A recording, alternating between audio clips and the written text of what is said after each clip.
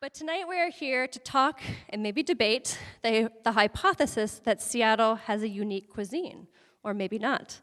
Rebekah Denn, the curator of Edible City, is going to lead us in that conversation with 5 notable people from Seattle's food scene.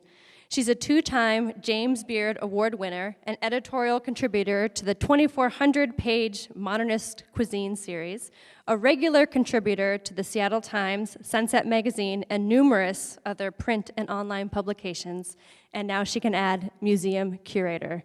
Please join me in welcoming Rebekah Denn.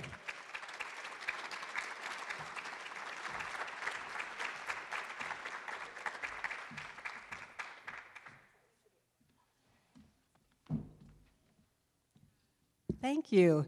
Thank you for clapping so wonderfully for the food we were eating tonight, because we have spent so much time the last 2 years talking about what is a Seattle food, and when it comes to this, then we keep saying, it is so good. It's really good. That is true tonight. It has not always been the case in Seattle, as you've seen if you've gone through the exhibit already, and as we might talk about tonight. That whole question, what makes a Seattle food, is something we have thought so much about, and I just want to talk about it briefly before we get into our panel. One thing I particularly love in the exhibit is the little note cards where people can write down their own opinions. It says, what do you think a Seattle food is? And they include some things we've missed and some things we have. But every time I go, I see more and more fun and interesting and sometimes spot-on answers. I went through this afternoon, and there were some I hadn't seen before. And you can tell a lot from them about what era they come from. When people first came to the city really influences what they think of as the city's food, depending whether they put down Frango, which you have there, or a Franz chocolate, or a Seattle dog with cream cheese. We had a beautifully drawn apple up there this afternoon, and we had Molly Moon ice cream, and we could just go on forever, including a really nicely drawn little Starbucks coffee. I just want to run through a couple of slides to help spark the conversation on what a Seattle food is and what it used to be. Berry picking. When we were asking people what really defines Seattle eating for you, so many people said you can just walk down the street and you can pick enough blackberries to make yourself a pie. And that's still true in an awful lot of neighborhoods and parks here. When we asked all recipes to find us the recipes that Seattleites searched for more than people from anywhere else, wild blackberry pie was one of the top ones on the list. You had, in older days, you had truck farms all around the city, north and south, people farming produce and taking it in trucks to markets, like Pike Place Market. I particularly love this one from South Seattle. It's the old Mara Farm overlooking Six Stadium, where the Seattle Rainiers, when there were Seattle Rainiers, used to play. They called it Tightwad Hill because you could go to the farm, to the old truck farm, and see the games. You probably couldn't get away with that anymore.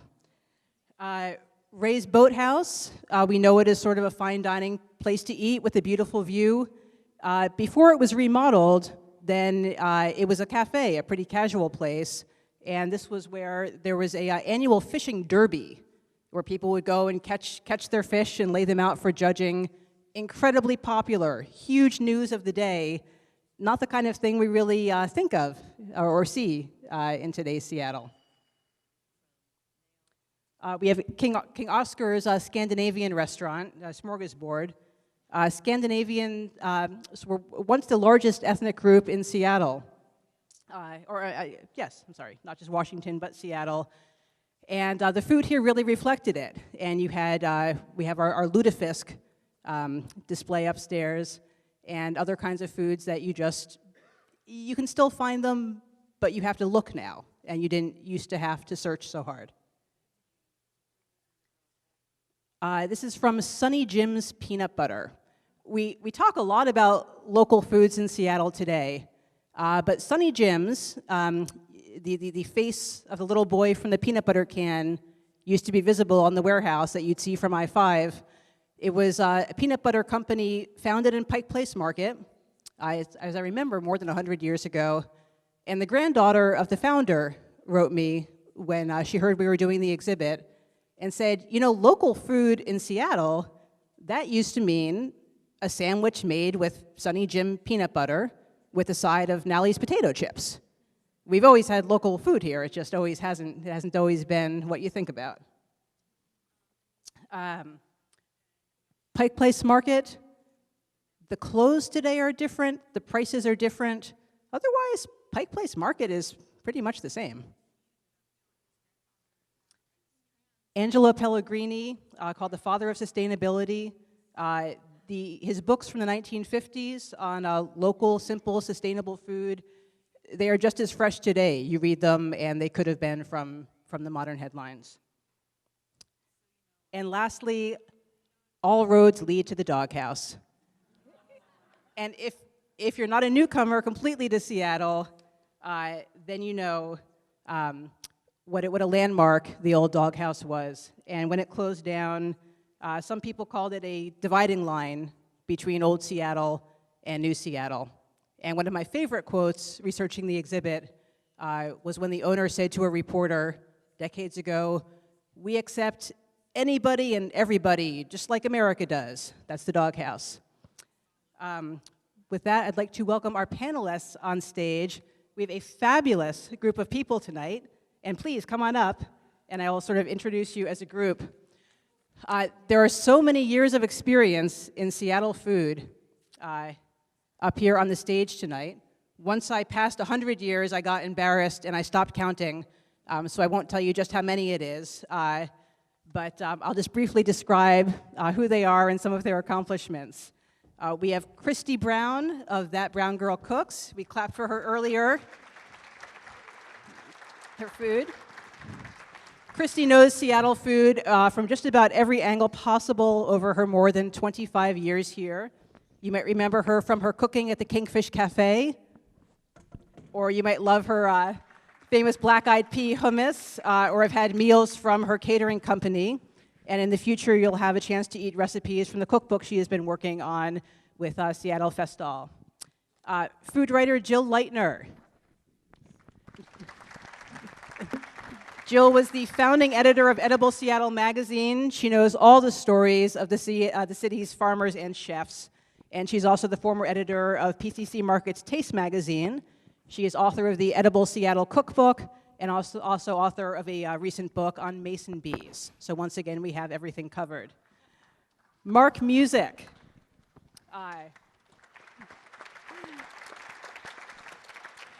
We needed such a long caption upstairs to even start telling the story of Mark's contributions to food in Seattle. So I will just briefly recount how one article about him said, even if you have never heard of Mark Musick, you have tasted his influence. He helped found the regional Tilth movement. He operated the first CSA at Pike Place Market. He was one of the first to supply local organic produce to Seattle restaurants. If you enjoy salad mix today, you have Mark to thank. Gene Nakayama, owner of Maneki, one of Seattle's most storied restaurants. It is more than a century old, site of the city's first sushi bar, but it's popular for much more, even today, much more than nostalgia. I particularly love that Maneki was named an America's Classic Restaurant by the prestigious James Beard Foundation, which is called the Oscars of the Food Worlds. We think of America's classics as diners or barbecue joints, but from Seattle, it is Maneki, a Japanese restaurant.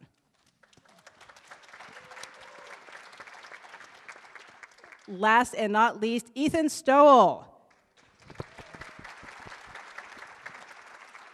I don't know if he needs an introduction, because you will find his food everywhere, from the ballpark to your own neighborhood to some of the city's fanciest hotels. Ethan has created a food or a restaurant for everyone, I feel like, in this city, without ever losing sight of what makes sense when it comes to serving food in Seattle. I will always remember asking him many years ago when he opened his second restaurant, why are you doing this? Why not just stick with your success? And one thing he said was that it was partly for his staff, that in Seattle, there was only so far you could go. And once you reached a certain level at a restaurant, you had to move to New York. And he wanted a place where you could stay here and rise up instead. And I think that has made Seattle, that has helped make Seattle the wonderful place to eat that it is. So, I am just going to start by asking each of our panelists to talk a little bit about what brought them to the food scene in Seattle, what it was like when they arrived here, and what's kept them here over the years. And why don't we just start with Kristi? Thank you. This is interesting. I'm originally from Kansas City, Missouri, and one of the wonderful stories I like to tell is my mother and I moved up here. My dad had to stay back to finish his contract as a teacher, and so it was just she and I. We moved off of Martin Luther King and Orcas. And so the first thing was like, okay, where do you get greens? Like, where do you get greens? Like, and everybody's, go to 23rd and Jackson, go to the promenade. So we walked in, and it was so great, because as soon as you walk, if you've ever been to 23rd, to the promenade, you walk in, and the music is blaring. So you get to come in and get to walk, and you get to, get to shimmy while you're shopping, and everything that we had known, collard greens or smoked meats or cornbread or black-eyed peas, all of those things are on the shelf. And so it was such a big deal to be able to find that available and have it brought to you with so much pride. And so many people from around, even today, not for very long, sad to say, but come from all over the county and all over, like, really far-reaching places just to go there to shop, to buy the food that they know will be available. Tell me, I get to talking, I get excited. Tell me the question one more time. What brought you here? What it looked like, and the only part you didn't do is just what's kept you here, and if you ever thought about leaving, what yeah, made you stay? when you asked that question, I did definitely think about leaving, and it was kind of along the lines of what you said about Ethan saying that there's only so far you can go, and I think as an African American woman, you look to try to find inspiration or people that you can admire that look like you, and there wasn't a lot of that in Seattle. Definitely there's the Miss Helens, and there's Thompson's Kitchen, and there were people that had come before me in Seattle that had done really great culinary things, but not in the way that I wanted to do it, and I could only see that outside of Seattle. And so I kept thinking, okay, I gotta go. My kids are gonna graduate, I'm out of here. But I think along the journey, what I realized is I am the one that I was looking for. And so I decided to stay, and I'm so glad that I did, because in my process, I've become that person for so many other people, and I really, really appreciate that. So that's what I say. Thank you.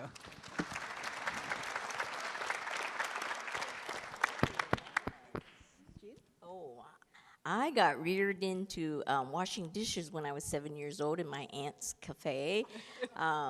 It's no longer here anymore. It was called the 300 Cafe over on,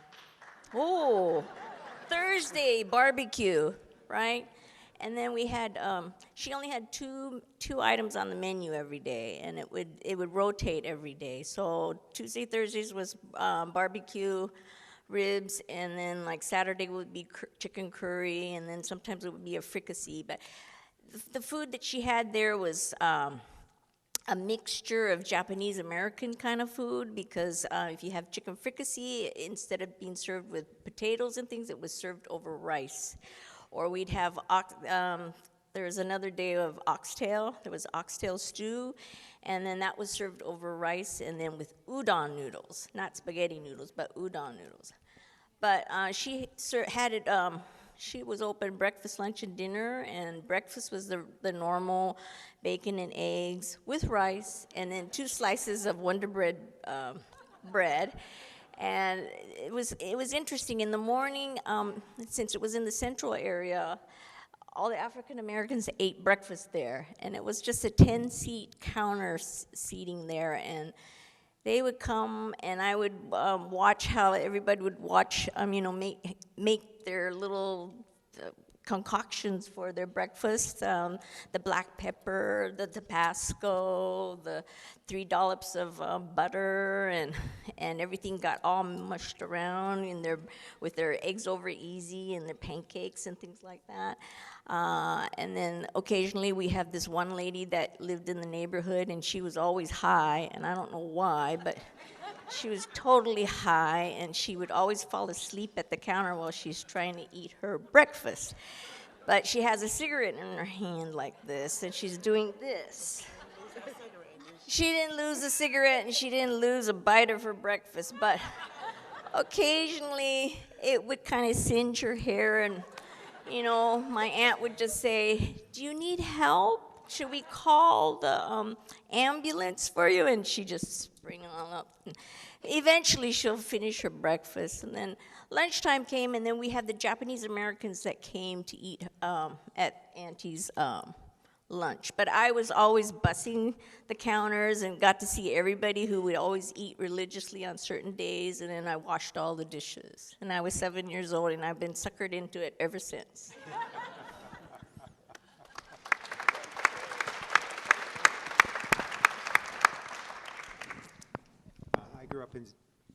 I grew up in Steilacoom, a small town on Puget Sound, and with a deep, long connection, history, and particularly history related to fruit. And there were several ancient fruit trees in our yard, including a Gravenstein, where I would spend many an hour looking out over Puget Sound. The first crop that I harvested would have been wild blackberries that we sold for, my memory is 25 cents for a little pint down at Davidson's grocery store, and he would sell them for $1. And that's where I learned about, I think that was my first entrepreneurial introduction to being the potential for food. And then in the 1950s, the old rickety school buses would come from the Japanese farms in Puyallup down into town early in the morning at dawn to pick up kids to take out to harvest in the strawberries and the raspberries in Puyallup, so that we could make money to go to the movie, etc. I had polio as a child, and so from an early age, a real interest in being in the world. And food and health and that connection, all of those connections where food comes together. And so those were real formative experiences for me. And although I've traveled the world, this has always been home, and this is where I've come back.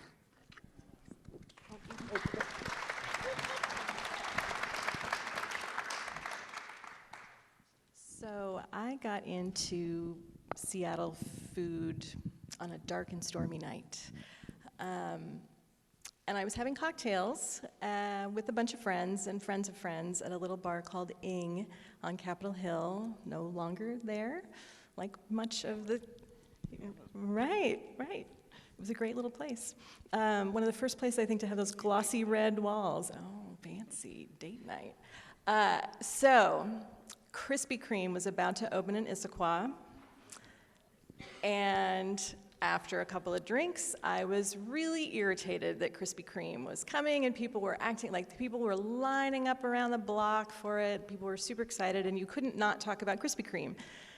And I was like, it's so stupid. We already have all these great donuts in town. People are dumb. And it turned out, I still get really opinionated about donuts. So it turned out that one of the friends of friends was Bethany Jean Clement, who had just taken a job as managing editor for the Seattle Weekly. And she kind of leaned across like 5 people and said, well, hang on, like, you're a freelance writer, right? like, you should write about that for me. And I didn't really know who she was. I was like, you bet, sure thing. I got opinions. So it's super glamorous, the life of a freelance writer. I wrote about Family Donut at Northgate, and I wrote about the gone but not forgotten Sophie's Donuts, which was right now everybody's about Renee Erickson's donuts and Rodeo Donut. We actually had really amazing, weirdly fancy, high-end donuts 15 years ago, thanks to Sophie's Donuts. She made these little crunchy crullers, and I described the house-made chocolate frosting as being used for wall spackle in Candyland. I really loved those donuts. Anyway, I have been very blusteringly, opinionatedly writing about Seattle food ever since. It was so good. It was really good. I don't know what happened. I want to first off thank all of you for showing up in Winter Blast 2016. Thank you for testing coming out here. So I grew up on Capitol Hill, so I'm from here, and I grew up in a family with artists. My parents worked at Pacific Northwest Ballet. If anybody's heard of the ballet in town.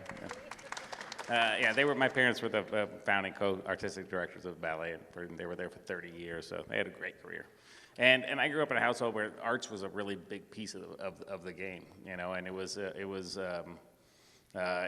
really great way to grow up. Really creative, really fun, really encouraging. Do whatever you like, be what you want to do. Make sure you worry about happiness more than money. That's the plus side. The downside of that growing up is that you leave and you're like, well, I don't know what to do. I just got to make sure I'm happy. So that led to drinking a lot of girls after high school, and then dropping out of college, and then becoming a janitor at a restaurant, which freaked my parents out big time. Yeah, no kidding. I'm like, oh, cool, man. One son's in college, the other one's a professional ballet dancer, and this one's a janitor. It's cool. But no, I mean, I got in the restaurant industry, and it was a family friend who let me come on board. They didn't really need anybody, hired me on as a janitor, and then I worked my way up to being a prep cook. And I don't know if you guys even know this. You know Joe McDonald at the Ruins. He was actually, he's actually. I don't necessarily would say I have a mentor, but if I had one, he'd be as close to it as possible. He was just a person that really loved what he did, and that kind of having that kind of infectious attitude was really a great way to start a career. And I knew that. Me being in the restaurant industry from the day one I was in the restaurant industry, I knew I was going to do it for the rest of my life. So I mean, it's one of my moments that I really cherish. It's December 2nd, 1995, and I was like, all right, I've got what I'm going to do for my life figured out. So that was pretty sweet for me. I don't know if anybody's had that experience, but I feel very grateful I was able to have that experience. But I got into it because my dad, he's the family cook. It was his way of relaxing after working. Growing a ballet company was really hard. It's definitely asking a lot of artistic directors to get involved in the finance side of things. And my dad was both sides of it. He was creative, and he did choreography, and he also managed finances and raised money and all kinds of things. So I learned a lot from him. He was actually a really big piece of it, just because he would work really hard and he'd come home, and the first thing he'd do is make the whole family dinner. We all had dinner every night. Part of it was financial because artists don't make a ton of money. And part of it was just they really had this commitment of having people, having the family know each other and hang out together. So we had dinner, literally, 6 or 7 nights a week together at 6 o'clock, which was pretty cool. When you're a kid growing up, you're like, I don't watch TV. But later on, you're like, that was actually pretty cool that they actually made us do it. And then they clean up and they go to the theater at 7:30 and we'd be on our own kind of thing. So, but that's what kind of got me into it, and I've enjoyed it. It's been I've met my wife through restaurants. We've had kids now with the restaurants, and it's been a great way to live. It's a little bit different. certainly is a little bit different, you know. I mean, you know, and I love Seattle. You know, I considered leaving a few times, and I never did. And for a while, it kind of bummed me out, you know. I was like, oh, I should have gone to New York, should have gone to San Francisco, I should have gone somewhere, because you know, both my brothers left, and for a little while it was tough for me because I was like, I should have gone and left. But you know, now that you know you're older, because you know, as they say, youth is wasted on the young.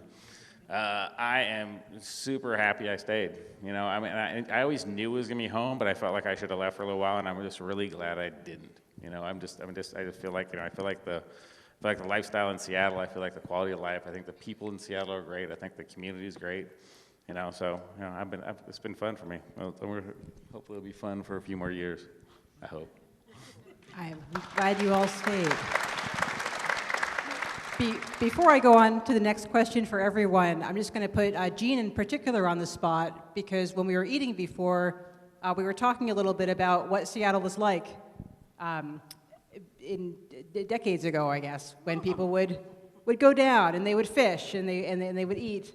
And I was saying it's not that way anymore, and I don't know if people really realize how recently it was that way. So could you just talk a little bit about that?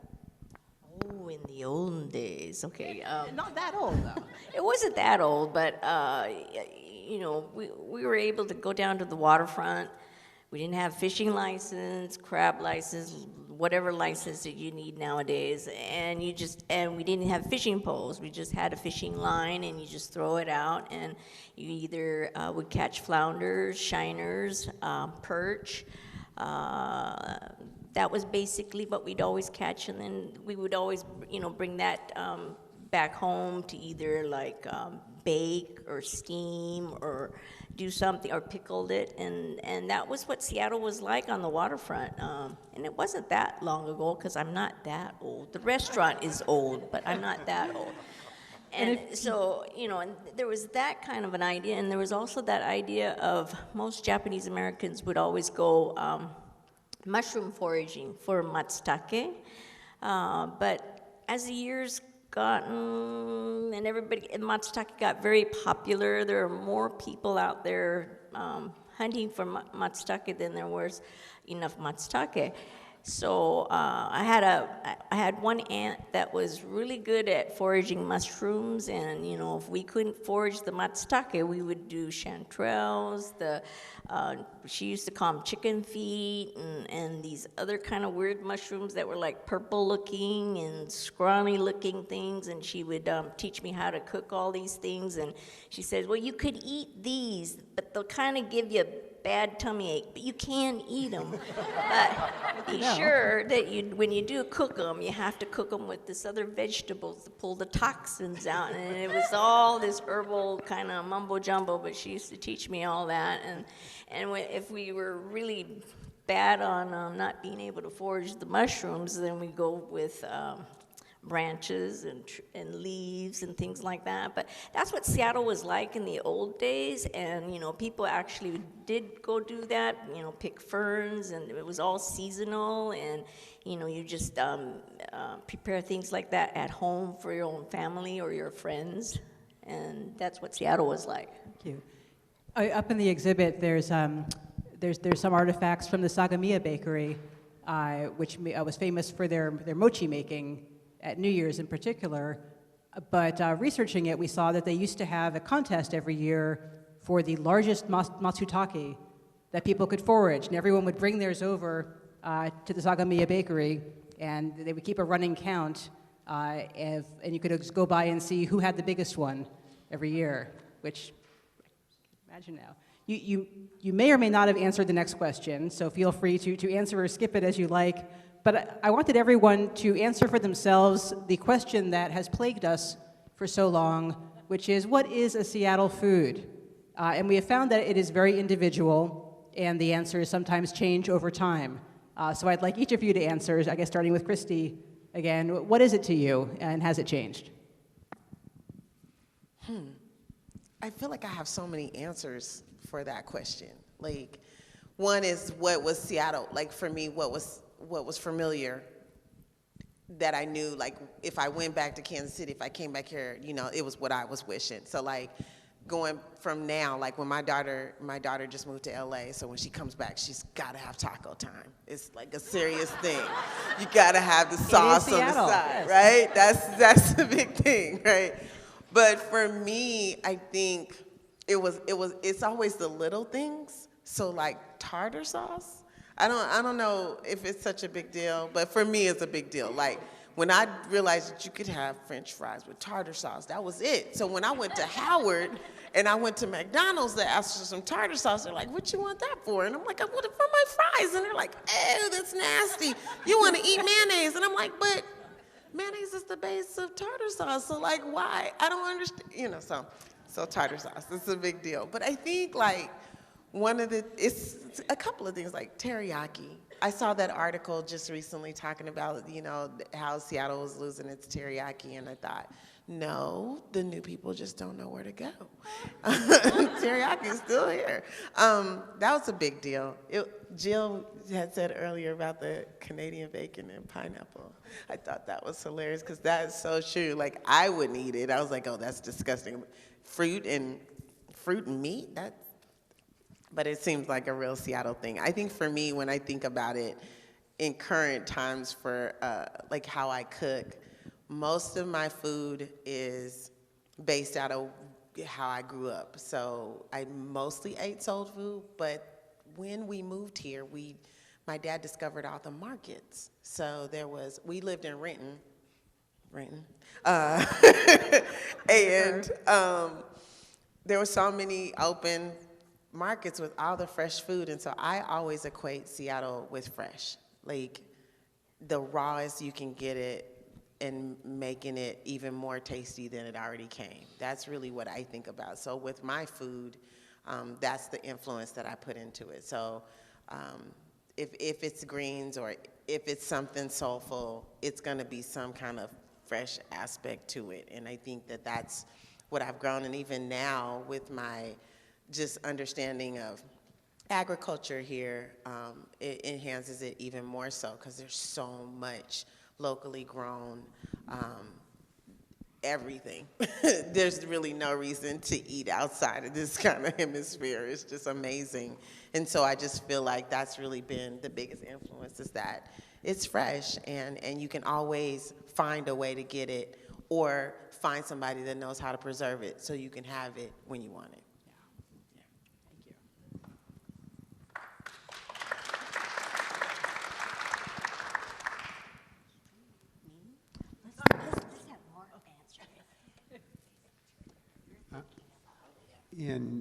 So what defines Seattle foods? I really enjoyed in your recent article about the experience of curating this exhibit over the last 2 years. The first point was our geography defines our food, and it reminded me that in the early 1970s, Stuart Brand, who had been the editor of the Whole Earth Catalog, and then his success, it was succeeded by his magazine Coevolution Quarterly. He ran a contest to identify the Earth's erogenous zones, and it was a woman who I knew named Doris Salarius, who lived on one of the peninsulas lived on the water on one of the peninsulas down in Olympia, and she won the contest, and her response was the wet places. And so clearly, Seattle is in the heart of one of the Earth's erogenous zones, which is a big part of the attraction, the juiciness that attracts people here, and the fecundity of this place. And I mean, it's true. And in fact, if you look at a map, a projection of the impacts of climate change on the North American continent, there's one green dot on that map, one green spot on that map, and it's the Puget Sound region. And applaud, but that's why there are another several million people coming this way, because they're climate refugees. It's true, and I mean, I'm going to imagine that there's some climate refugees in this room. And anyway, so the product of that is this amazing a diversity and abundance of food. It appears now almost every day of the week in the farmers markets around the city. And we could just go on about the things that are unique to Seattle, and friends who come from around the country, when they go to the farmers market, they're amazed, not just at the quality and the quantity, but the season. It starts in April through October into November. And that's as a result of this unique maritime climate that we have. So that's what enables and defines, to me, the foods of this place. Mark, after that, I'm going to be now like giggling awkwardly every time I think of any local food, like a fifth grader or something. Anyway, erogenous zones of the earth. I had been thinking about a very specific ingredient. So I moved out here from a very small town in Pennsylvania, the mushroom capital of the world, Kennett Square. I moved out here when I was about 9, and then we left again to live in the swamps of Virginia for a while and came back. So in between those, my parents kept their same house, which is at Redondo, and the land they have is essentially a second growth forest, and it's full of those little, they're huckleberry bushes. They're not the big fancy purple ones that everybody gets all excited about. Those are wrong. Those are blueberries. They're not huckleberries. I don't care what anybody in here is going to tell me how they're actually right. Like, no, I'm right. These are the little tiny red huckleberries that you have to spend like a day and a half to pick a quart. Because they're so tiny, but they're really tart and they're delicious, and they're that bright red color that if you don't know what they are, you're going to think, oh, that's poisonous. And they're not. They're just tart and delicious. And I would pick like a little handful, and I would bring them back inside and make like shortcake for one. It was sort of like, okay, if you want shortcake, you're going to go pick your own huckleberries. Like, that takes too long. But I can make biscuits, so here. For me, it's really that specific ingredient. And I was actually also thinking about something when you were talking about just everything. We have everything, right? We have so many ingredients to choose from that everybody gets to have their own little weird thing. So after I wrote the Edible Seattle Cookbook, I was helping to do some editing on the Edible Dallas Fort Worth book. And it was like a few years ago, and Texas was having one of those hellish heat wave drought years that seems to happen all the time. And every recipe that they were sending me for editing was like some chilled watermelon thing. And I finally had to call the person who was working and was like, look, I get it, I know you're hot, but you have something other than watermelon, right? And she was like, well, I mean, there's squash. And there's that other squash. But the crops failed this year because it's too hot and too dry for them. And it was like, oh my God. So the meat chapter, had lots of stuff in it because there's lots of different ranching. But it was seriously like watermelon and a couple kinds of squash. And that was about it as far as the abundance of ingredients. And I know from years of talking to Seattle chefs, you're probably one of them, you never talk about yourself and your own talents. You just are like, oh, it's the ingredients. Oh, it's the ingredients. It's actually me. Yay! First one ever, right here. Take it away. Yeah, I mean, this is one of the questions that I kind of pondered over because, like I said, I've been here for a long time, and it's really hard to define what Seattle cuisine is. It really is hard. There's been so many different influences in Seattle, and we're such a young city. And every time there's something that comes along, you're like, oh, this is what Seattle's cuisine is going to be. Because ever remember the fusion cuisine, the thing that happened? Yeah, it's like, I would argue that a couple of the most important restaurants that Seattle's ever had were hugely fusion-based. It's like, Ray's back in the day had a ton of Asian stuff on it. Tom Douglas Deli Lounge at the beginning. Flying Fish was a hugely, one of the most successful restaurants Seattle's ever seen. So I don't know. I kind of struggled with this one, and I thought about it, and I guess I came up with the thing is that Seattle's a young city, right? We are.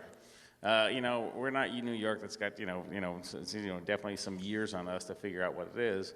But I think that we are. I think how Seattle's cuisine's defined is by our people, you know? I mean, we are Seattleites. I mean, I think they're actually the coolest diners out there. I really do. You know, they are people that really enjoy things. They're highly educated. They know what they want. They know what they're looking for. They know where it's coming from. And therefore that requires all the restaurants to be a little bit on their game, you know, and I think we're all along for the ride. I mean, I don't know the answer to the question right now yet. I mean, maybe I'll know the answer to the question when I'm retired, you know, give me a couple more decades under my belt to figure it out. But, you know, so far I've gone through a few changes, you know, it's been, you know, the economy's had a big factor. You know, everybody had the dot-com boom, then it tanked, and then it came back again, and all kinds of things happened. And every time those kind of economic shifts happened, the food's changed. You know, if you just look at it, the food's changed a lot every time, you know? So, you know, I remember when it was, you know, the dot-com era was like a big deal in Seattle. There was like, everybody's out there, like, you know, I was just starting in the restaurant industry. Our check averages were higher then than they are now. And that's, you know, that was, you know, 16, 18 years ago. You know, so, I mean, I don't know, man. I guess my answer is I have no idea. You know? But I really like what you were saying. But I really like what you were saying about how the foods kind of are defined by the people, because then as our people keep changing, also our foods keep changing, which I think makes a lot of sense. I was wanting to ask everyone why it's so hard to define food here when so many other cities have it easy. It's like, what's a Philly food? It's the cheesesteak. And why is it so hard to do that here? I think you kind of answered a little bit there. I think there's another pretty Seattle characteristic. Like, this is a city that is like, no, you go for 10 minutes at a four-way stop. Nobody wants to be like, I planted my flag, this is what Seattle food is. We're Somebody too can, polite like, to you get to insist on it. suggest and like, no, let's hear from you now. And like it's gonna be a consensus thing, and we're gonna have to hold hands for another 6 decades until we figure it out. Well, I gotta tell you, I'm not necessarily sure we're gonna figure it out anytime soon. I mean, we were, you know, as a family we went to London for Thanksgiving, right? And everybody thinks of London and food. They're talking about beer and sausages and all kinds of stuff, and fish and chips. But you know the number one selling dish is, the number one, you know, the biggest number of restaurants in London is curry. You know, it's the biggest dish there. You know, there's more curry spots than there is anything else in London, which is great. You know, I mean, I went there and I was like, at first I was there. I was like, wow, what am I here for? What am I doing? You know, I mean, and you know, we went to, you know, surprisingly a large number of Italian restaurants, which is weird. I was like, okay, this makes no sense. But you know, it's not something that's. I think it's, you know, it was pretty interesting just to see that you know, a city that's as big as that and as old as that still has the same thing we're dealing with in Seattle. So I mean, you know, maybe it's not going to be something that ever gets figured out. It's not to be alone. I was talking with a reporter about the exhibit, and I was talking about how Seattle has always kind of had this inferiority complex and feeling like we're not big enough and we're not shiny enough, and yet ultimately I think that's been one of our strengths, is that we have been small enough for these interesting food projects to get started, and yet also big enough to have a population that can support them. And she asked me, oh, and in 20 years, are we still going to be that way? And I said, oh, actually, we're getting pretty big and shiny, and it's not so easy for people to just go off and start a restaurant without a lot of backing. And I don't know if we are going to be the same in 20 years. So I'm curious to hear your thoughts on where Seattle food is going, if you have any feeling for the direction. And free for all, whoever's got the strongest opinion. I think I wanted to chime in on this because I think one of the things that has influenced the change is that gentrification has happened, right? And so, like, as people are being forced to move further out, I think that has such a huge play in how food is presented. Like, for me, one of the wonderful things about Seattle was coming and seeing all the different kind of Asian cuisines that I could have. Never had known anything about Cambodian food, Vietnamese, all of this. I mean, coming from Kansas City, this is all just really new territory. And so to me, it's really it's sad on one hand, but then it's exciting on others, because then you have like, so many restaurants closing down, and it's always this, mournful talk about, oh, remember this place and remember this place. But then you have people like Food and Shit that are, based out of their Filipino cuisine. They're putting it down every week now, or they were putting it down every week with the pop-up, and now they have their shop in Ballard. So it's like, it's almost like a renaissance of things happening where there's so many different aspects. You have Chef Tariq Abdullah, who does midnight,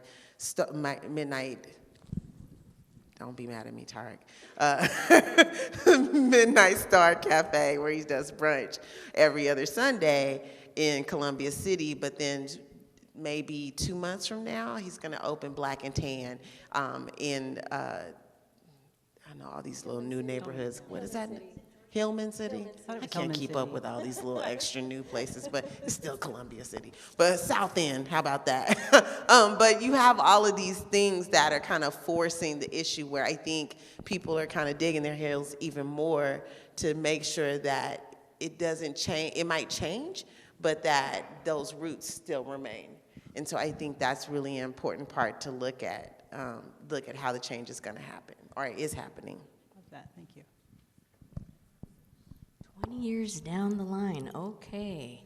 I kind of worried about the mom and pop restaurants.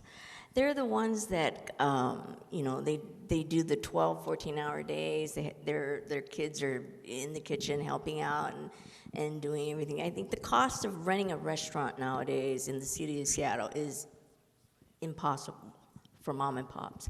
And mom and pops, it's all their original recipes. People always go and, they have memories about having their little lunch or dinners or a particular dish that they always like. And I'm just kind of worried in 20 years down the line, it'll probably disappear.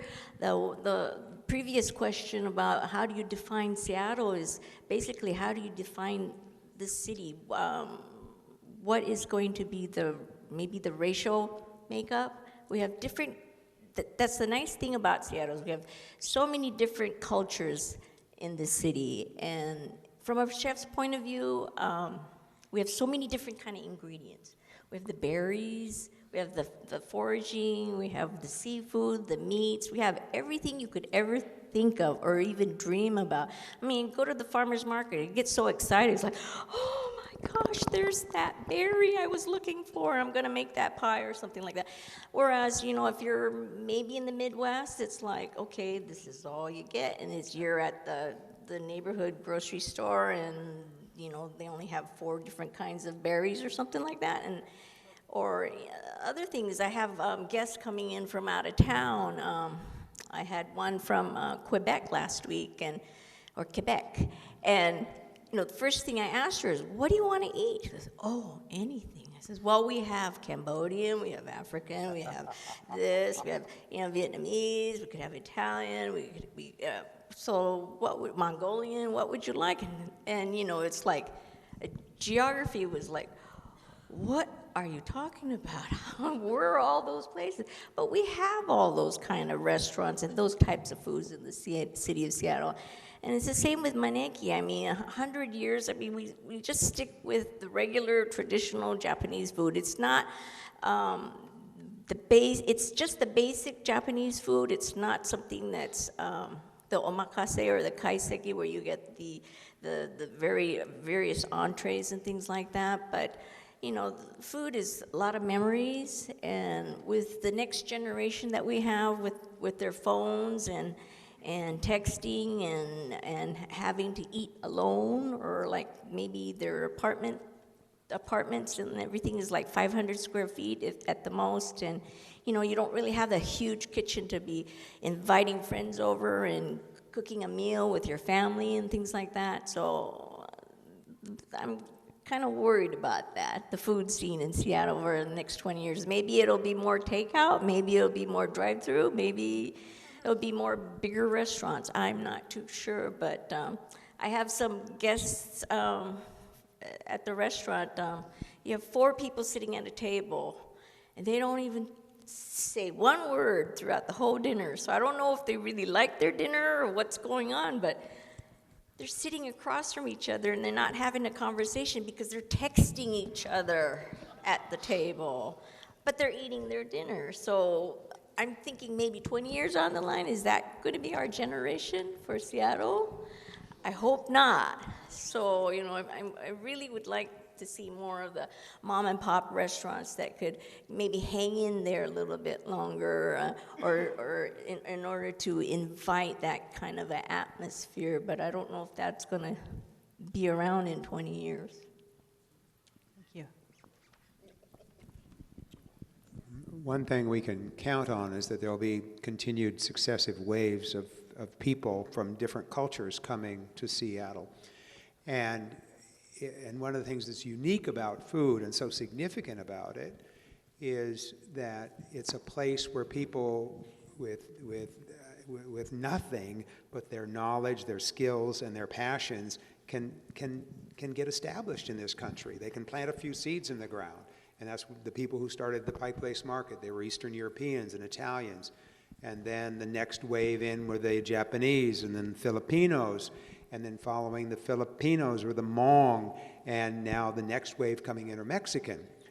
And following them will be, there are now refugees from Africa coming, and then there'll be from North Africa, and so we can be fairly and so in terms of the mom and pop restaurants, they're the Korean, they're the Thai, they're this is how a family can get started, and then there'll be I'm fairly confident that behind the next generations they'll be followed by Somali, by Syrian, and of course the Mexican, and I'm going to guess that a lot of it is going to be sold in food trucks, by the way.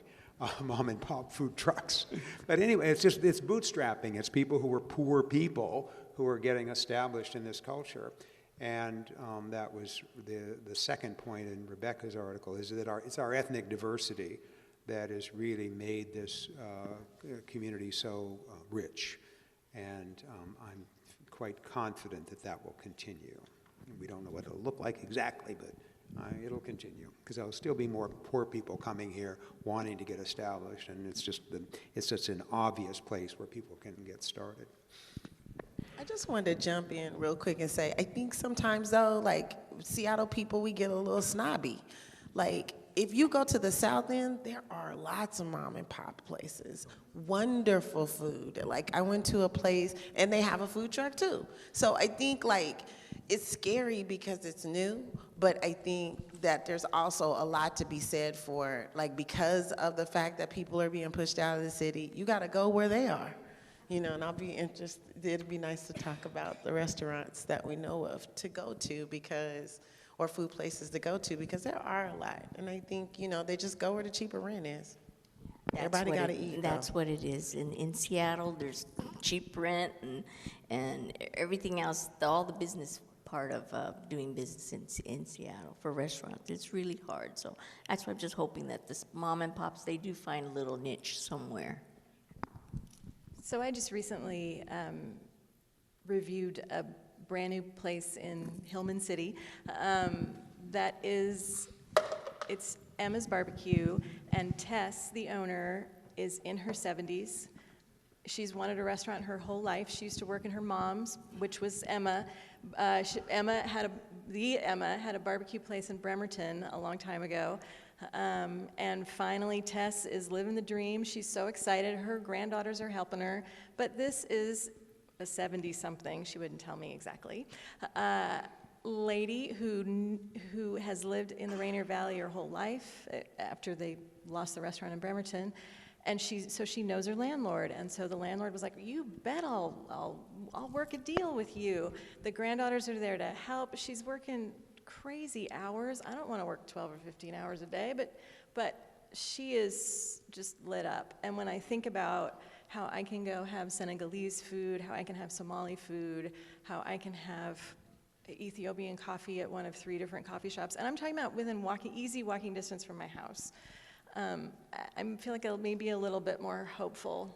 And to your point about about immigrant populations coming in, I would also say that, right, tons of people are coming here for tech jobs, and sooner or later, so many guys in tech, and I saw it with the Boeing engineers too, right?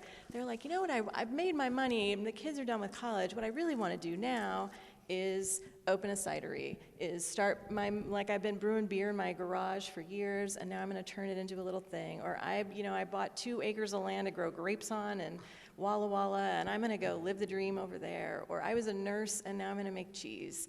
So many of those people, maybe they get out of the city, but all of those ingredients then come back to us and define Seattle food. So thank you, geeks everywhere, for feeding us well.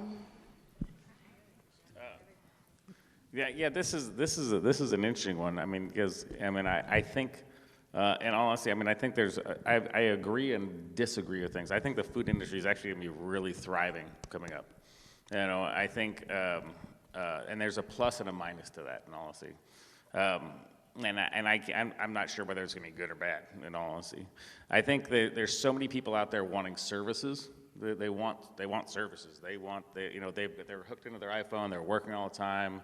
They're checking emails all the time. They're texting people all the time. They're getting little things done. What they don't want to do is cook dinner. They want to go out and have dinner if you take a look at some of the data I've looked at, was 2014 was the first year that restaurant sales outpaced grocery store sales in the history of our country. So and it's a trend that's going to continue going that way, because people are, like I said, there's 500 square foot apartments.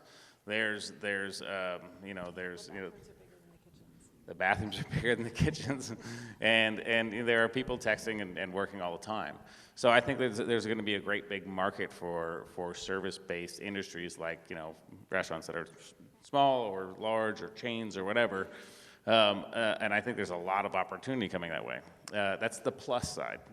The downside is, I will say, it's getting to the point in Seattle and a lot of cities where it's really hard to be the mom and pop.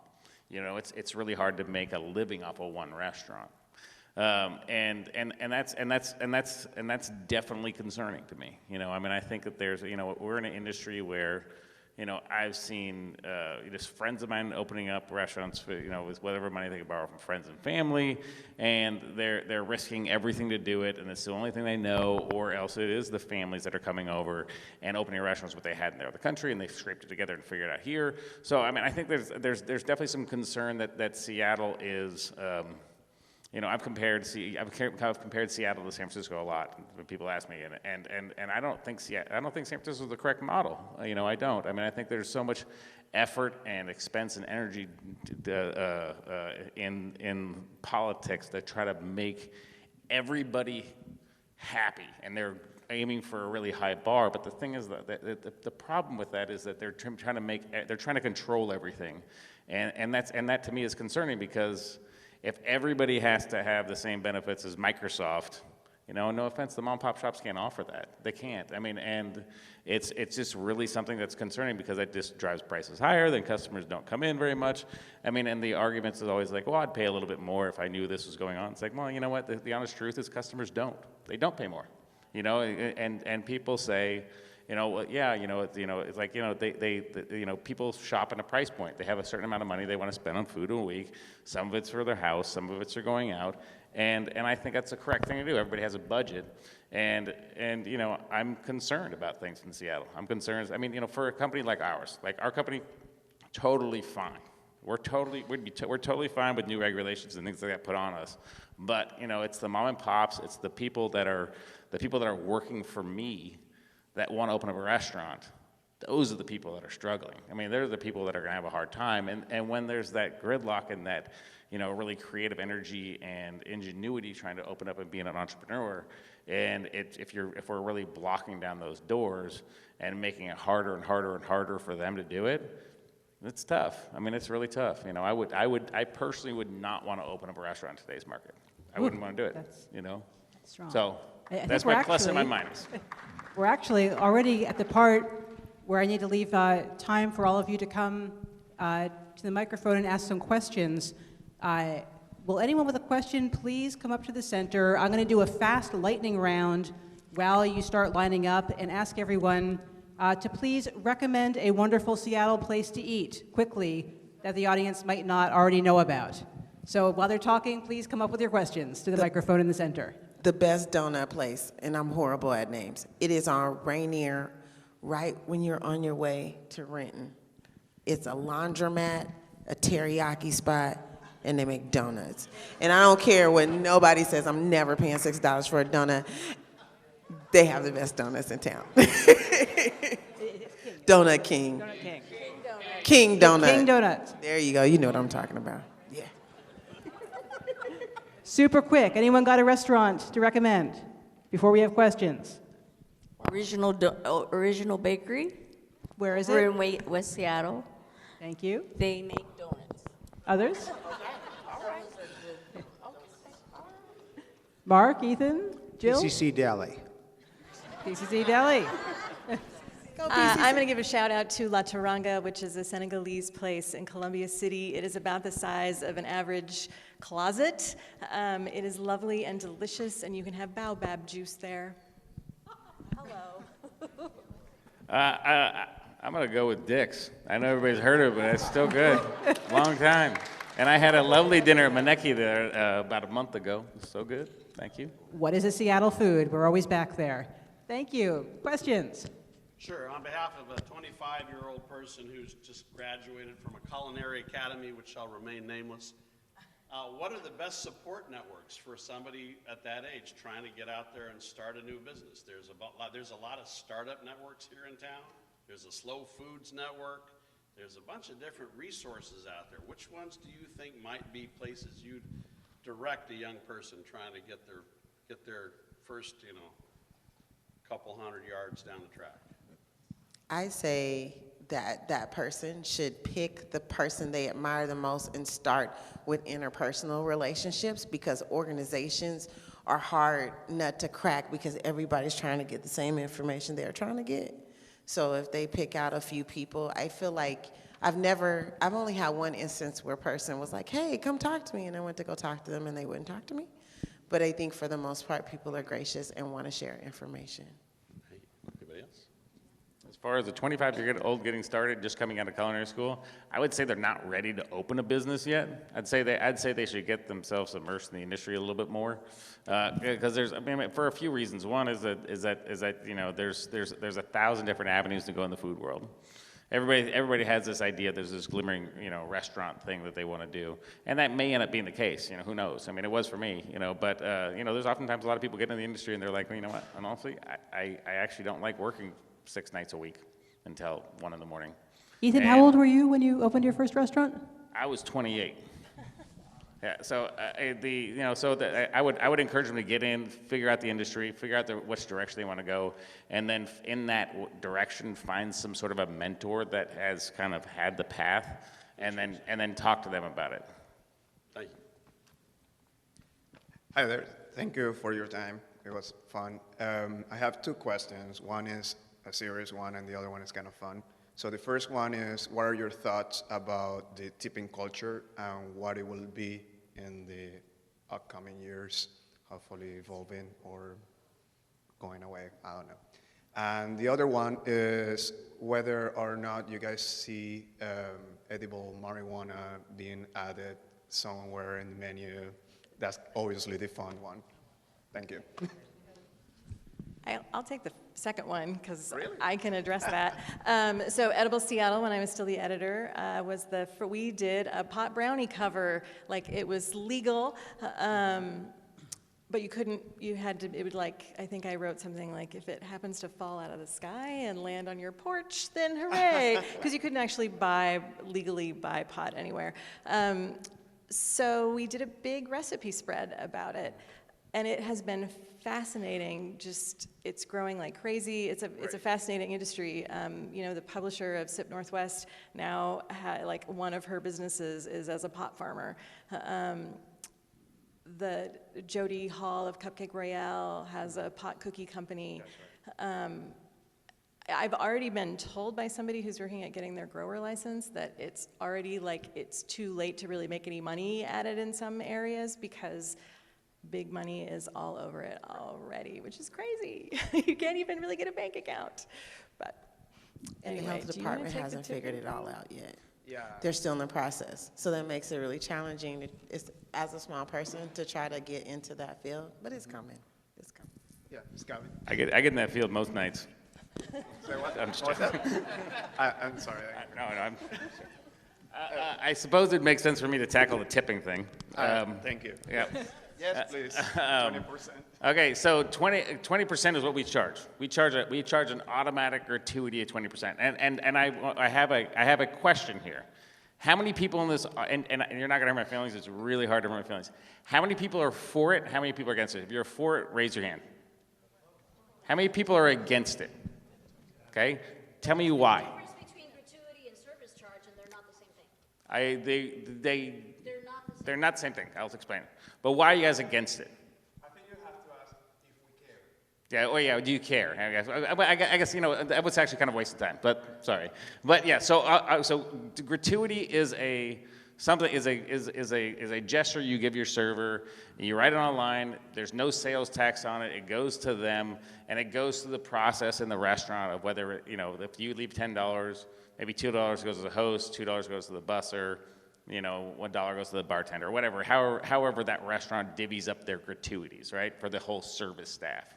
Okay, so that now there's two things that have gone on with service charge. There's been the minimum wage increase that people think is equated really heavily to service charge, which is a piece of it. That's a piece of it that actually really, probably in my opinion, it becomes more of a factor in a few years. Okay, so, and then there's another thing that nobody here knows about, I'm sure, is that there was a Ninth Circuit Court of Appeals decision saying that service members can no longer share their tips with kitchen crew. So that means when you guys go out and have a gratuity, before what's today? Before today actually became law today, December 5th. Is that before that, service staff members could share some of their gratuity with the kitchen crew, which I've always thought was fair. I've always thought the percentage is actually a little bit low. I think, you know, if you guys go out and you guys leave a gratuity, you know, I myself and personally in my dream world would be like everybody gets paid the same and everybody gets an equal share of the tips. That would be my dream. Right? And if you're better or you've been with me longer, then your wage goes up and I compensate you more on my side, but you still maintain that share of the gratuities. I don't change your gratuities, but more if you're historically with me longer or you're a better employee, I pay you hourly more. But that's not how it's been historically. So, but how it's been historically is that majority of times the majority of, you know, of the gratuities go straight to the service staff members, and in some houses they tip 1% of their sales, which, you know, is 1% of the tips of that 20% or 15% or 18%, whatever people get, or to, you know, to somewhere to 3%. All of our restaurants did do 3%, right? They were between 2 and 3% of their sales went to the kitchen crew. So this Ninth Circuit Court of Appeals made that illegal to do that. So, literally, it's made it illegal for them to do it, or they could do it voluntarily, but there was there's gray area of saying, hey, if they ever came back and said, hey, you know, everybody else in the restaurant was doing it, the restaurant made me do it. It felt like it was a necessary thing for me to do. Then they could come and sue me for this. So we said, okay, the only way for us to do it, the only way for us to have this 3% of sales go to the kitchen crew, there was two options. Either A, we pay for it, you know, out of our pocket and say, okay, the restaurant pays for it, and it comes out of our pocket, and all that extra 3% comes out of the owner's pocket. Or B, we take all the money in-house as far as change it from a gratuity to a service charge, and we control all that money and then divvy it up how we like, right? So we decided on the second option of doing that, mostly because we didn't want to raise prices at a point, because in our company, that dollar amount that we would have to cough up as the owners of the company would be about $750,000, which means I need to raise my prices to cover that for you. So, and considering the fact that they were doing it and they were really liking doing it because they felt like the kitchen crew was part of it, we wanted to go and say, hey, we want to do a service charge instead. So we take it in, we don't take any of the money, we give it to the service staff. That's the only way we can legally do that. Does that make sense to everybody? Yeah. So now, and then the minimum wage thing, which is what people think it's all about, is that it's not really a factor really yet, because there's the minimum wage, and it really becomes a factor when when the servers' wages go from, to $15 an hour to $18 an hour to $23 an hour, because the city of Seattle does not recognize tips as income. The IRS recognizes tips as income, so they pay taxes on it. They pay income tax on it. But the city of Seattle does not recognize tips as income. So we can't say, hey, they made $45 an hour on Saturday night, but the city of Seattle will not consider that income. So we can't offset any of their wages with their gratuities, even though they're doing it. So for us, it was tough because the cook's making $18 to $20 an hour, working 12 hours a day, 10 hours a day, 8 hours a day, whatever they're doing. And the servers coming in and working 6, 7 hours a day, making $45 an hour. It's tough for us. It's hard. It's a hard message for us to send. It's one of the biggest challenges for us as a restaurant internally, as far as a message, for us to present to the value of our employees. So that's one of the things that we struggle with. So that's why we did the service charge. Does that make sense, anybody? Thank you for explaining. Sure, no problem. Yeah, if anybody has any questions about that, we can either ask them now, or I can talk to people about it later as well.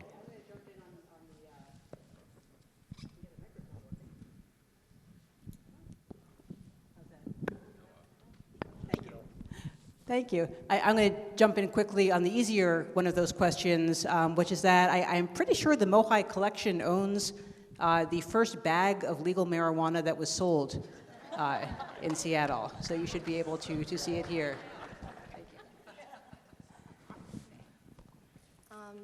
Hi, I represent a local Chinese restaurant called Dozone Dumpling House, which mentioned by a lot of articles. And I have 2 questions. So first question is the reason that why we bring this mainline China food to Seattle, because we want to change Americans' impression of American Chinese food.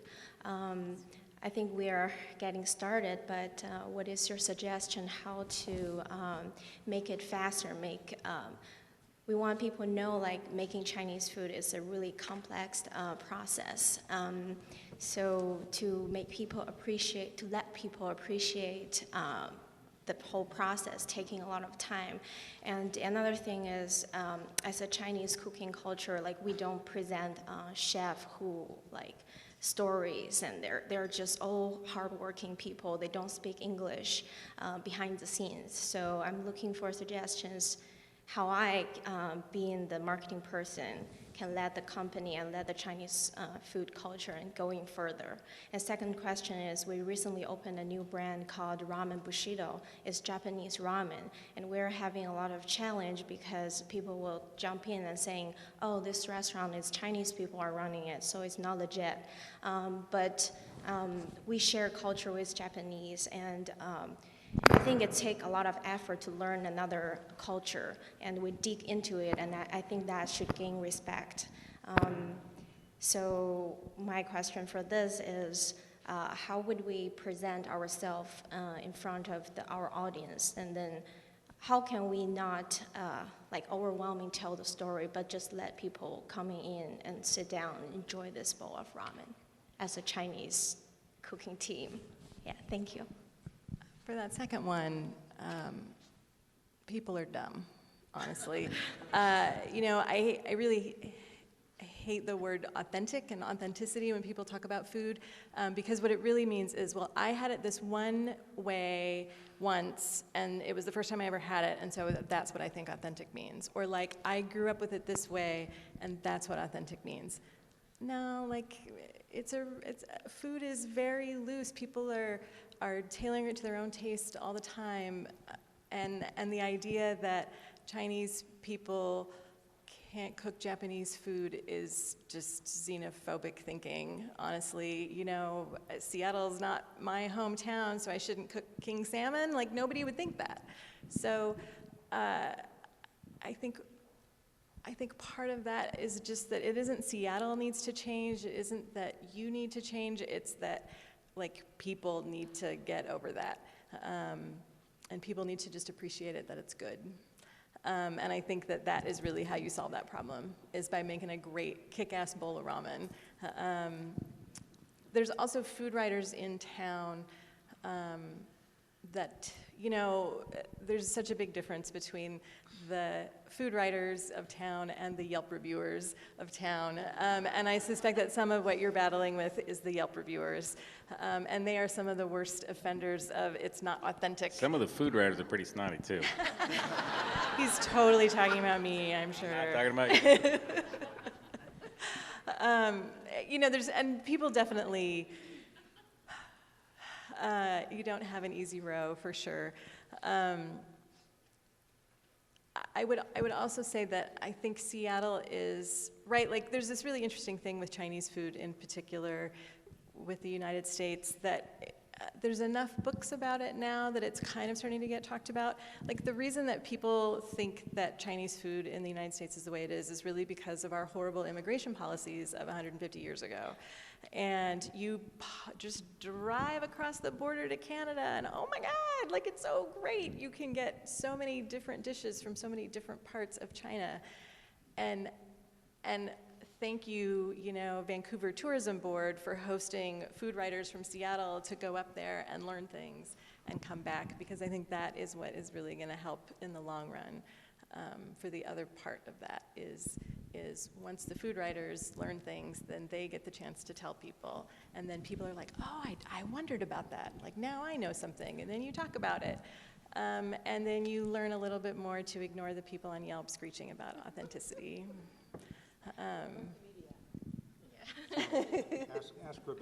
Ask Rebekah for her card. Yeah. I did research on that already. I'm going to jump in about the restaurant thing. I mean, I think that there's so many like articles and things written up about all the fancy restaurants and the celebrity chefs and all that stuff. The simple fact of the matter is I think restaurants are still about. I still think they're about good food. I think people really like value. I think they like to be treated courteously. I think they like to pay for what they're expecting to pay.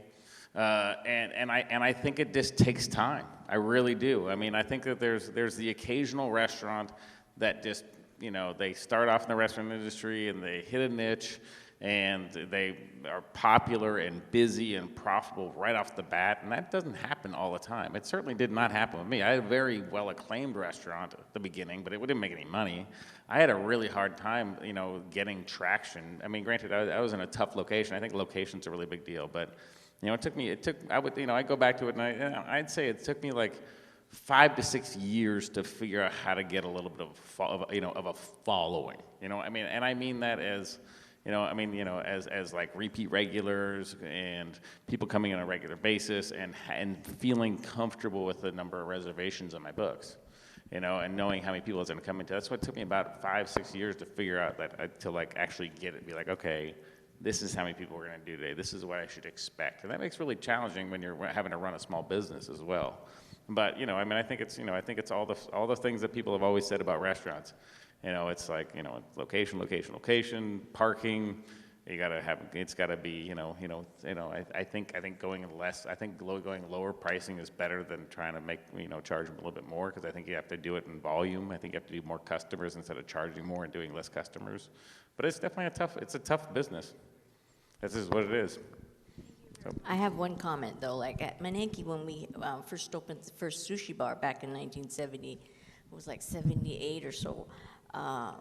We had lots of problems when dealing with nigiri sushi, with the fish on top, not the rolls or anything like that, because we had a very simple roll menu. But we used to have people that would say, "What is this black thing? Do I peel this off?" And I'm going, "What?" And then most of our waitresses. We had waitresses. We have mom. Mom's still working. She's going to be 87 next month, but she's tending bar, and she's still there since the 60s. But she was probably the only one that was able to speak English. Everybody else spoke Japanese, so there was a little bit of this language barrier. And then we had the menu, and trying to describe what sushi was all about. And you ordered if you say caviar, they think, oh, wow. And then when they see the salmon roll, fish bait. I don't want to eat that. And then what's this thing? And then it's like, what's this thing? They think it's black electrician's tape that we wrap the rice and then put the fish bait on top. So we had to go through all that kind of trying to teach everybody what sushi was about, and that, it was okay to eat raw fish, and then that, raw fish didn't stink. Like, because, if you go down to Pike Place Market and you're down by the fish, well, you have the fish been thrown around all over the place, and, it's coming from the ice and then going back in the refrigerator and stuff, and you know how it has that funky, well, everybody has this notion that sushi smelled like that. Well, I used to always tell people that if your sushi smells and it has a funny color, it doesn't look like fish or anything else. I mean, I had people that come in and they say, we want fish. I says, we have all this kind of fish. We have flounder, sea bass. No, we want fish. Do you understand? We want fish. And what kind of, and it was orange. It's orange. It's this fish. It's orange in color. Have you seen that? I mean, we used to get customers like that, back in those days. But so, when you're doing marketing and things like that, it's really hard when it's not the basic meat and potato, what everybody's so used of, going to Dick's or going to Dags. We used to go to Dags, okay? We used to go to Dags and get the French fries with the tartar sauce. But we had to add a little bit of ketchup to it. But so it's very hard. So that's why Seattle nowadays, it's much easier to, I guess, to sell to your customers, because everybody's kind of like flown to Japan or flown to China because of work or whatever, so they know. You cannot. I used to have some Japanese chefs that would say, oh, they wouldn't know the difference because they're Caucasian, and what do they know about Japanese food? Because in the early days, we used to have basically only Japanese businessmen, because we had all these Japanese companies in Seattle, and they had their secret little meetings in our tatami rooms, and they'd be staying up all night drinking, White Label or Johnny Walker all night long, and because that's what they're doing for work. But now the customers are different, and everybody's like, we just got back from Narita, and here's a box of cookies for you, So, our customers nowadays are so knowledgeable. It's like you cannot say that that's not that ingredient, because they'll throw it back at you and say, that isn't, because I had that in Tokyo 2 days ago.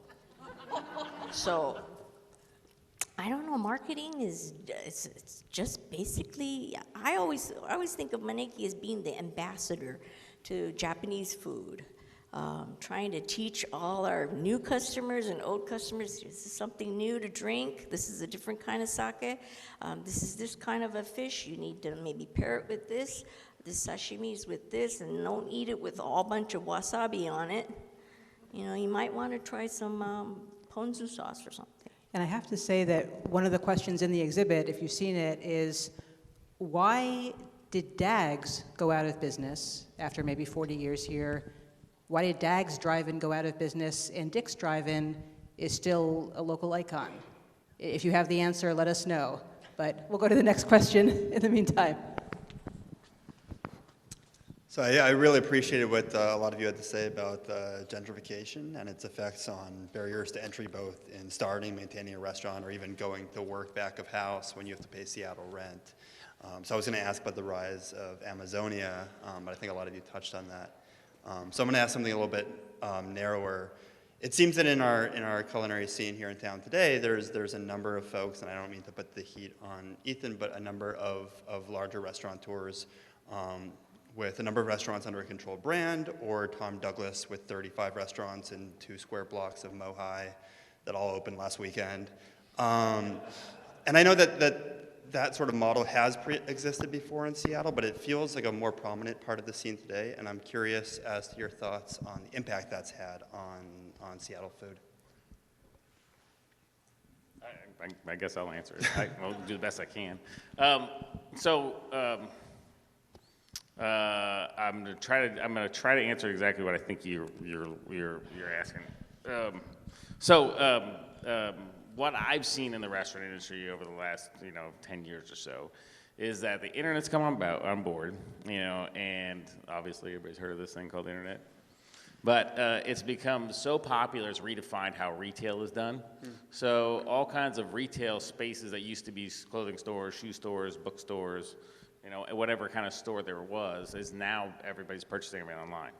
You look at it, it's like, there's massive online shopping. I don't buy any clothes in a store anymore. I buy them online, and then because they make it so easy to send it back if it doesn't fit or whatever it is, right? So what that does is that just leaves a huge gap in all of these spaces. Like, all right, what's gonna be, okay, I had a bookstore last week, what am I gonna do now? Because I can't have a bookstore, I can't have a clothing store, all these things, I don't want them. So what that, in my opinion, has done is kind of redefined how landlords have to look at their ground floor retail. And everybody's wanting in their buildings service-based businesses. Because if you're down at an office tower or downtown or South Lake Union, wherever it is, you want to have amenities for your tenants that you're renting the space to. So that if you have a really great restaurant or a few different restaurants or some kind of service model down there, a gym, or whatever it is, it enables you to charge another $1 or $2 per foot on rent. And so landlords nowadays, since there's not traditional retail options for them, and people are all buying that on the internet, they have to go after service-based things, and it makes sense for them because if they can get a good retail tenant, they're gonna be able to make more money upstairs in their 50 floors or whatever they have, or it's whether it's an apartment building or a condo tower, whatever it is. So basically, what that does is they say, okay, there's a bunch of all of a sudden in the last 20 years, there's been a ton of retail spaces that have opened up, and in that has been a ton of restaurants have opened up. We've seen that. And then like somebody like me, right? There is, say you're a landlord, right? And you're building a building, and in Seattle there's also massive development going on. There's, we have more cranes than any city in America right now. So Seattle's got a massive development going on, which is creating more retail square footage. And so if you are a landlord and you just put $200 million into a building or $100 million or whatever it is into a building, and you say, I need to have this ground floor retail, I need to have some sort of anchor tenant down there that's going to be known, because everybody likes to have restaurants that are successful because it brings people to the building, which increases the value of the land that they're building is on if it becomes a walkable destination area. So if you're going to do this and you come to me and you go to say, so you have this, are you going to go and say, all right, well, I need an anchor thing. I got a $100 million investment upstairs. Who am I going to go to and ask if they want to put a restaurant in here? Am I going to go to a person that has a first time, who's never owned a restaurant before, or am I going to call up Tom Douglas, who's got a proven track record of having restaurants that succeed, and and I say this and nothing affront to any restaurateurs, but in all honesty, some of the things with restaurants, you need just one that's not going to go out of business. And because that's a big deal. I mean, so if you're going to go to Tom Douglas, then Tom Douglas says, okay, fine, well, I want to pay this amount of money, and I want you to give me this amount of money in tenant improvement allowance to improve the space. Now, you as the landlord who just invested $100 million in your building, Tom Douglas asks you for $1 million, or whatever he asked you for. And your option is either Tom Douglas, where he's asking you for $1 million, or it's Joe Schmo who's never opened a restaurant, has worked for Tom Douglas. Which one are you going to choose? If you have so much riding on this ground floor retail space, it's good. Honestly, because everybody knows, like, hey, what's the building in? Oh, it's the building that has Edda's in. Everybody defines where they're going. Hey, what's around there? Oh, it's Edda's. Oh, it's Tanaka-san, or whatever it is. I'm using Tom as an example a lot on these things. So that's why there's been things like Josh Henderson, Ethan Stowell, Tom Douglas, Renee Erickson, Matt Dillon getting more of those calls, because the people, they're investing a lot of money, and they don't want to see their building upstairs get hurt by what's on the ground floor if they risk it on a new tenant. I just has no wanna proven track record. Can I break in right quick? I think just to the end of you bringing it in on the tails of talking about the conversation about gentrification, just as a lofty idea, what I think would be awesome is if people that get those kinds of opportunities would take the opportunity to look around and see other people in the industry that are not getting those opportunities, or if they are and knowing they're not ready. And I know that you've done this. So, I mean, but I think it would be really great for more of you guys to take people under your wing to help it keep being diverse, because that's going to keep that mom and pop thing going. Because I've been cooking for 27 years, and I'm just now getting to the point where I'm getting approached by developers to do something like this. But it's an overwhelming thing to compete with when you know that you guys are out there and have that ability to be able to sustain it. To take that leap, to take that leap of faith, to go in a whole different direction. And I think that if we really, really want to keep Seattle alive, Seattle in its essence is that of sharing and growing and emerging. And so I think it would be really, really awesome to see that trend happening more so. Sure, no, I totally 100% agree with you. I mean, you know, we have a ton of people who've been with us for a long time. We've got some partners in our company, you know, I mean, and we turn down, you know, 9 out of 10 calls we get. There's just a lot out there right now. And I think we're almost out of time. We have one more person who's been so patient. So if we can have a quick final question. Hi, everybody. Thank you for being here today. I am one of just a handful of culinary tour guides that are here tonight, and we just want to thank you for everything that you've done in the food scene. One of my questions, because I've been to a few panels before, and I've seen the lack of the Native American representation, and I know that there is a lot of the culinary scene in Seattle that focuses on something that we term in our food tours as FLOSS, fresh, local, organic, seasonal, sustainable. And when we talk about food, we're talking, okay, we're thinking about the people who provided, well, not that provided, but that know all about these things before these words were really trendy words, like the Suquamish people, who, the second largest employer in Kitsap Peninsula, have their own seafood industry, fish for geoduck, and are the salmon people.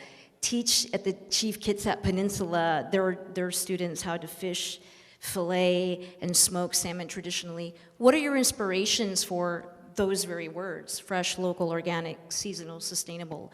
And where is that representation? And you kind of just tapped on it a little bit about supporting these people that probably aren't big empires and have known about this since the beginning of time. That's my question.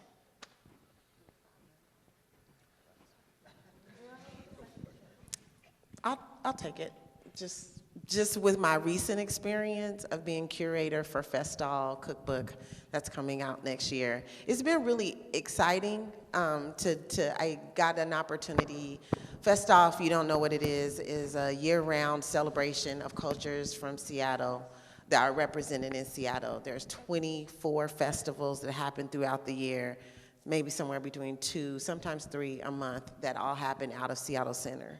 And I got an opportunity to test the food. All of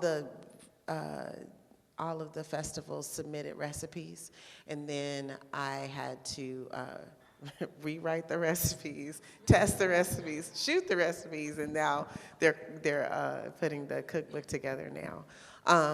But that was an interesting piece of it, to connect this idea around sustainability with these recipes, which may not be, you know, considering that it's culture first, where it comes from, you know, where you can actually access it to later. I think it's a really interesting thing, and I think the only way that you can do it is ask the people, right? Ask where it came from. And then sometimes, like for me, like I make black-eyed pea hummus.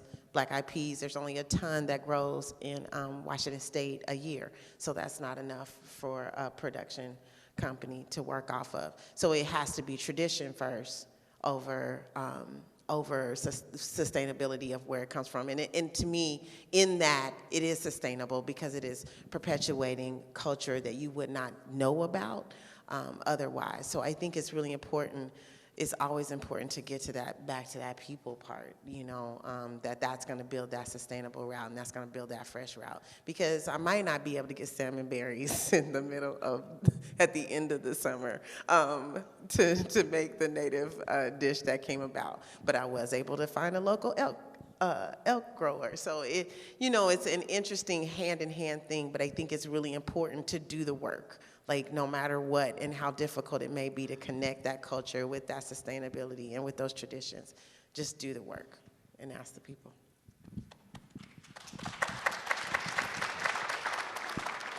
I think we're out of time. I'm just going to add to that question. While it's not restaurant food, please, when you see the exhibit, take a look at the film with Valerie Seacrest speaking on native food sovereignty, which I think has a great perspective also.